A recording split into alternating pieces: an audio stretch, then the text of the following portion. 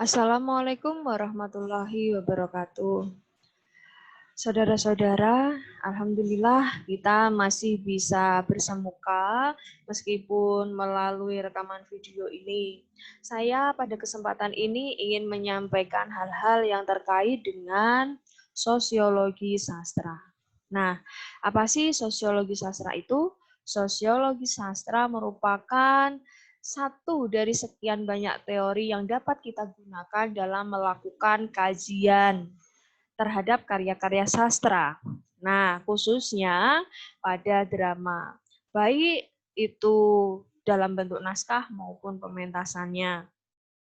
Sosiologi itu akan berbeda dengan sastra, jelas saja. Tetapi ketika sudah menjadi satu nama atau satu istilah, yaitu sosiologi sastra, maka ada hal apa sih yang bisa kita dalami untuk melakukan kajian terhadap drama?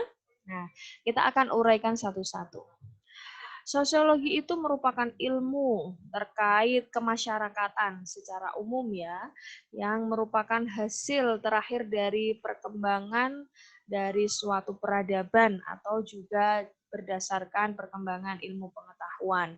Kemudian sosiologi itu memiliki akar kata sosius dan logos. Sosius bisa diartikan sebagai masyarakat dan logos sebagai ilmu. Berarti sosiologi adalah ilmu tentang masyarakat. Kemudian sosiologi itu lahir didasarkan pada kemajuan-kemajuan yang telah dicapai berdasarkan riset-riset terdahulu terkait dengan kemasyarakatan.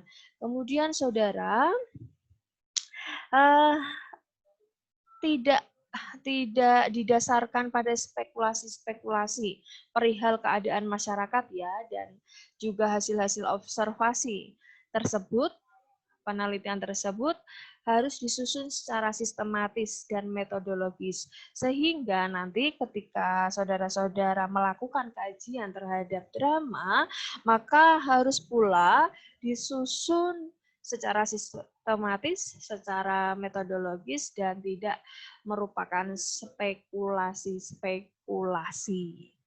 Nah, sastra seperti yang pernah saya sampaikan di awal perkuliahan, terdiri juga dari dua kata, sas dan tra.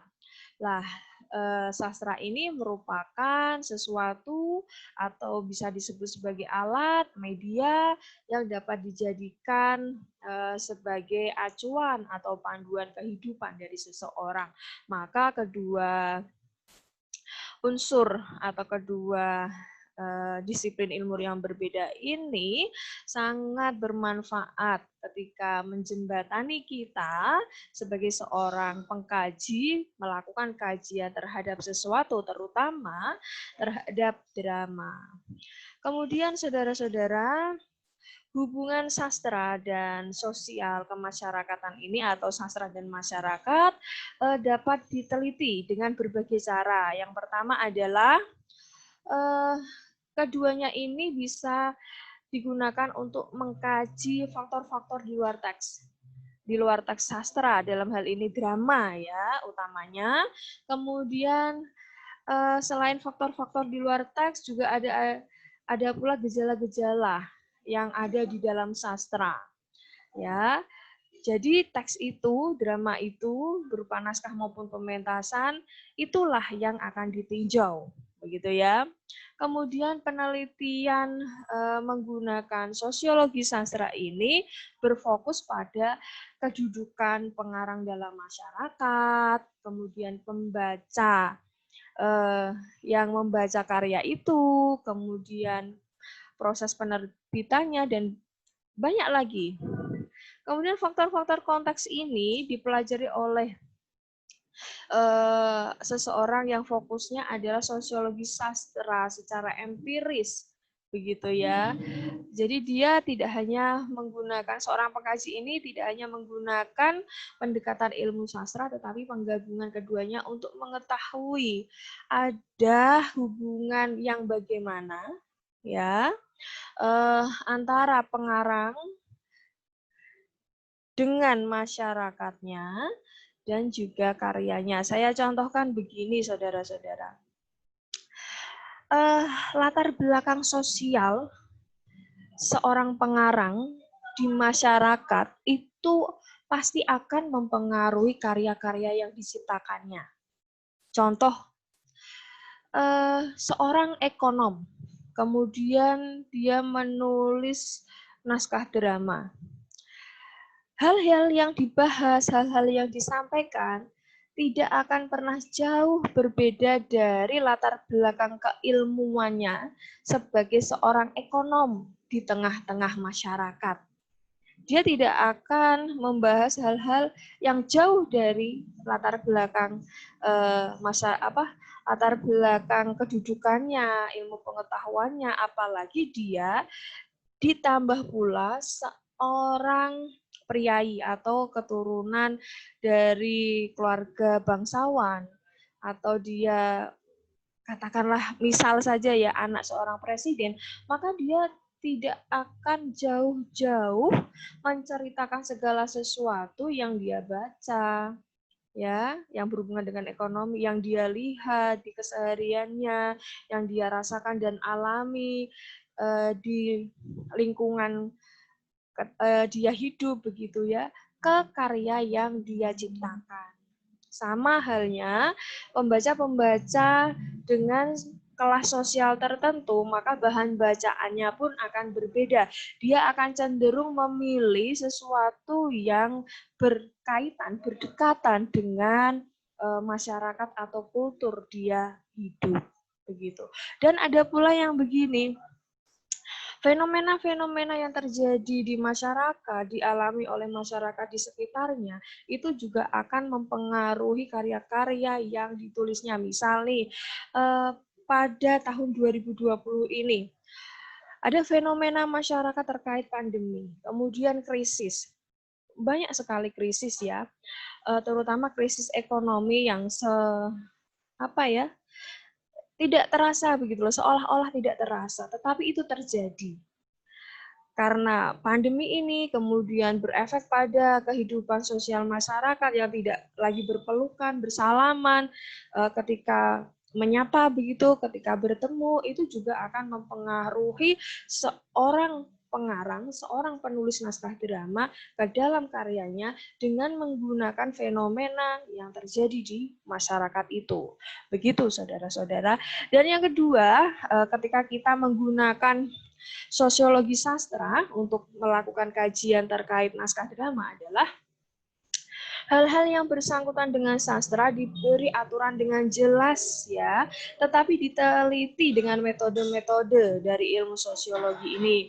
Tentu saja ilmu sastra itu dapat digunakan ya, khususnya bila ingin meneliti persepsi para pembaca. Jadi ada semacam begini, ketika kita melakukan kajian atau penelitian terkait naskah drama atau bahkan pementasan drama, kita itu ingin tahu bagaimana sih horizon pembaca, horizon harapan pembaca, atau bagaimana sih pendapat pembaca terkait naskah drama atau pementasan drama begitu. Maka kita bisa menggunakan sosiologi sastra ini. Begitu ya saudara-saudara. Kemudian ada pula yang begini, ketika kita menggunakan sosiologi sastra, maka kita harus memperhatikan hubungan antara aspek-aspek teks sastra dan susunan masyarakat. Sejauh mana sistem masyarakat serta jaringan sosial dan karyanya, ya, melainkan dan juga menilai pandangan pengarang, begitu. Jadi banyak sekali hal-hal yang bisa kita teliti, kita kaji dengan menggunakan sosiologi sastra. Begitu saudara-saudara, bahkan si Wellak and Warren menyatakan bahwa sosiologi sastra itu merupakan suatu teori atau bisa jadi mereka menyebutnya sebagai suatu pendekatan begitu ya, terkait hubungan antara sastra dan masyarakat. literature is an expression of society. Jadi karya sastra itu merupakan cerminan dari masyarakat, ya. Bahwa sastra itu adalah ungkapan perasaan masyarakat, bahwa karya sastra itu merupakan wakil dari fenomena yang terjadi di masyarakat, atau juga masyarakat itu mau tidak bisa menolak, tidak bisa memungkiri, bahkan tidak bisa mangkir begitu ya, bahwa semua kehidupannya itu ya dapat tercerminkan dan terekspresikan ke dalam karya sastra. Sehingga kita ini butuh teori tentang sosiologi sastra untuk mengetahui fenomena apa saja atau hal-hal yang berpengaruh pada karya sastra apa saja yang terkait dengan kehidupan sosial masyarakat atau sebaliknya. Begitu. Baik, saudara-saudara, sebenarnya ada referensi yang bagus ya terkait dengan sosiologi sastra ini yang ditulis oleh Pak Suwardi Endraswara, itu yang berjudul Teori Pengkajian Sosiologi Sastra. Saudara-saudara juga dapat membaca referensi tersebut. Baik saudara-saudara, demikian penjelasan saya terkait teori sosiologi sastra. Kita nanti akan berjumpa kembali pada teori selanjutnya. Sampai jumpa saudara-saudara. Dan semoga nanti saudara-saudara tergerak untuk menyampaikan respon, kemudian mengajukan pertanyaan atau bahkan melakukan konfirmasi kepada saya, dan itu bisa saudara-saudara sampaikan melalui grup WA atau disampaikan di kolom komentar channel YouTube saya. Assalamualaikum warahmatullahi wabarakatuh.